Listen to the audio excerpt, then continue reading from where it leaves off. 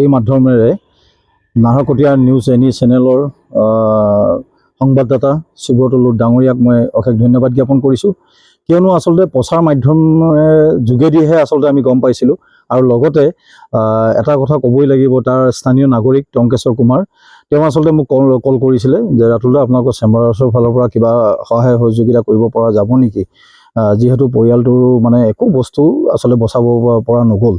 তেতিয়া ধৰক আমি কমাৰ্চৰ দুই এজনৰ লগত কথা পাতিলোঁ, কাৰণ হঠাতে ডিচিশ্যন ল'বলগীয়া হ'ল। আৰু ইতিমধ্যে মই আপোনালোকৰ চেনেলৰ মাধ্যমেৰে মই নাহৰকটীয়া চেম্বাৰ্ছ অফ কমাৰ্চৰ সকলো কৰ্তৃপক্ষ প্ৰমুখে কৰি আমাৰ এক্সিকিউটিভ মেম্বাৰৰ সকলোকে মই ধন্যবাদ জ্ঞাপন কৰিছোঁ এই চেনেলৰ মাধ্যমেৰে। কিয়নো আজি খুব কমটি সময়ৰ ভিতৰত আমি যিমানখিনি পাৰোঁ, পৰ্যাপ্ত পৰিমাণে আমি যিমানখিনি পাৰোঁ সাধ্য অনুযায়ী আমি তেওঁলোকক প্ৰদান কৰিবৰ কাৰণে আমি প্ৰস্তুত হ'লোঁ। আৰু ইতিমধ্যে তেওঁলোকক আমি প্ৰদান কৰিছোঁ। ধৰক আপোনাৰ যিহেতু গৃহস্থলী ঘৰত যিখিনি সা সামগ্ৰী লাগে, ধৰক পালেং এখনৰ পৰা আদি কৰি পেলাই আলনা এটাৰ পৰা আদি কৰি পেলাই খোৱা আমি প্ৰায় এমাহৰ আমি তেওঁলোকক খোৱা যোগান দিছোঁ। আৰু যিহেতু ল'ৰা ছোৱালীকেইটা কাপোৰ কানি এটাও নাবাছিলে, যিহেতু আমি সেইকাৰণে প্ৰায় কাপোৰ কানিও আমি তেওঁলোকক প্ৰদান কৰিছোঁ। লগতে ধৰক আপোনাৰ পাকঘৰত যিখিনি বস্তু লাগে, কেৰাহীৰ পৰা আদি কৰি পেলাই সকলো বস্তু আমি যিমানখিনি আমি পাৰোঁ আমি তেওঁলোকক যোগান কৰিছোঁ। এই ক্ষেত্ৰত যিহেতু পৰিয়ালটো একেবাৰে মানে তেওঁ স্বামী হাৰা পৰিয়াল হয়, এই ক্ষেত্ৰত আপুনি চৰকাৰলৈ কিবা আহ্বান থাকে?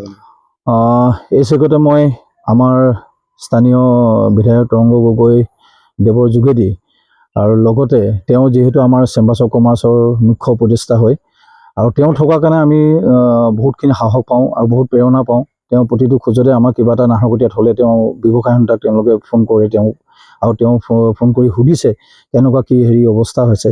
আৰু তথাতোৱাকৈ আমিও ধৰক আমাৰ যেতিয়া নিউজটো পোৱাৰ লগে লগে আমিও বহি থকা নাই, আমি লগে লগে গ'লোঁ। আৰু এই চেগতে মই ডক্টৰ হিমন্ত বিশ্ব শৰ্মা ছাৰক এটা বিশেষভাৱে অনুৰোধ জনাইছোঁ, যাতে সেই ঘৰত যিহেতু তেওঁলোকৰ 1.5 বছৰ আগতেই তেওঁ পিতৃ হেৰা হৈছিলে ল'ৰা ছোৱালীকেইটা, আৰু মাকে হাজিৰা কৰি পেলাই জীৱন নিৰ্বাহ কৰি এপতকৈ বস্তু লৈ পেলাই গোটেইখিনি ঘৰত ভস্মীভূত হৈ গ'ল 27 তাৰিখে। সেইবাবে মই অনুৰোধ জনাইছোঁ যাতে তেওঁলোকৰ পৰিয়াললৈ এটা গৃহ নিৰ্মাণ যাতে কৰি দিয়ে, আৰু লগতে পৰ্যাপ্ত পৰিমাণে তেওঁক যাতে এটা সংস্থাপনৰ যাতে ব্যৱস্থা কৰি দিয়ে। আপোনালোকৰ চেনেলৰ মাধ্যমেৰে মই এইটো অনুৰোধ জনালোঁ। আৰু লগতে এই চেগতে মই অশেষ ধন্যবাদ জ্ঞাপন কৰিছোঁ স্থানীয় নাগৰিক ললিত মাহালি ডাঙৰীয়াকে প্ৰমুখে কৰি যিসকল নাগৰিকে তেওঁলোকৰ পূজা কমিটিত জড়িত হৈ থাকে, তেওঁলোকৰ ফাণ্ডৰ ফালৰ পৰা আমি যোৱাৰ আগমুহূৰ্তত তেওঁলোকেও এটা ফাণ্ড দিছে। আৰু ইতিমধ্যে যাতে তেওঁলোকৰ অসুবিধা নহয়, আৰু চাৰ্টিফিকেট যিহেতু চাৰ্টিফিকেটো প্ৰায় ভালমানখিনি চাৰ্টিফিকেট আছিলে, সেইখিনি মই নাহৰকটীয়া অৰুণোদয় কেন্দ্ৰৰ ফালৰ পৰা তেওঁলোকক প্ৰতিশ্ৰুতি দি আহিছোঁ। বাৰ্থৰ পৰা আদি কৰি যিখিনি চাৰ্টিফিকেট তেওঁলোকৰ লষ্ট হৈছে সেইখিনি চাৰ্টিফিকেট আমি বনাই দিম বুলি জ্ঞাপন কৰিছোঁ। কাৰণ আজিকালি যুগটোহে হ'ল ছ'চিয়েল মিডিয়া যুগ। আমি বিভিন্ন কামত আমি গোটেই সকলো মানুহ আমি ব্যস্ত হৈ থাকোঁ আচলতে।